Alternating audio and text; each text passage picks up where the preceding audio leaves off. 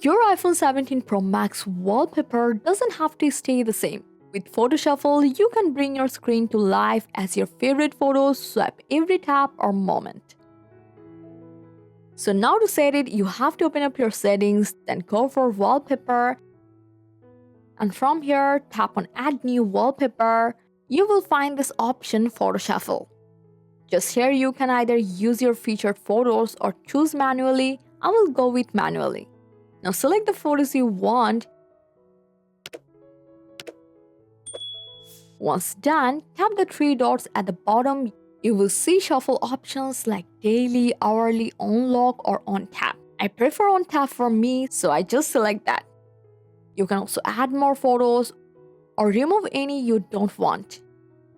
And from here, customize further, adjust the clock style, enable motion, and set everything the way you like. And when you are ready to go, just tap add and set it as wallpaper pair.